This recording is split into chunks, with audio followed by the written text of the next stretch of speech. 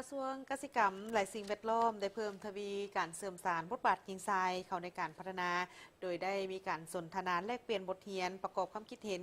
และเป็นเอกภาพกันในการจัดตั้งปฏิบัติเวียกงานบทบาทหญิงชายเข้าในห่างแผนดำเนินงานเกี่ยวกับความเสมอภาพหญิงชายในเมื่อวันที่ 16 กรกฎาคมนี้อยู่ที่นครหลวงเวียงจันทร์แผนกความก้าวหน้าของมือหญิงแม่และเด็กกระทรวงเกษตรกรรมและสิ่งแวดล้อมโดยได้รับการสนับสนุนจากธนาคารพัฒนาอาซีหรือ ADB ได้มีการจัดกองประชุมผ่านห่างแผนดำเนินงานเกี่ยวกับความเสมอภาพหญิงชาย 2026-2030 ของกระทรวงเกษตรกรรมและสิ่งแวดล้อมซึ่งเป็นขอบริการยุทธศาสตร์ที่มีจุดประสงค์ก็เพื่อเสริมสานเพียงงานความเสมอภาพบทบาทหญิงชายและ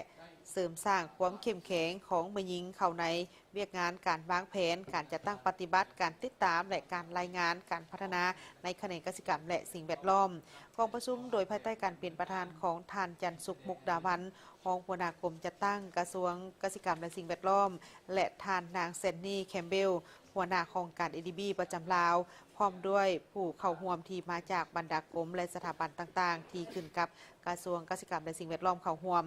ในกองประชุมท่านนางอาลีอาพรมณีวันหัวหน้าแผนกความก้าวหน้าของแม่หญิงแม่และเด็กได้ผ่านถึงจุดประสงค์โดยรวมต่อกับห่างแผนดำเนินงานเกี่ยวกับความเสมอภาพหญิงชายและได้นำเสนอบทสรุปการจัดตั้งปฏิบัติแผนดำเนินงานความเสมอภาพหญิงชาย5 ปี 2021 ถึง 2025 ที่ผ่านมา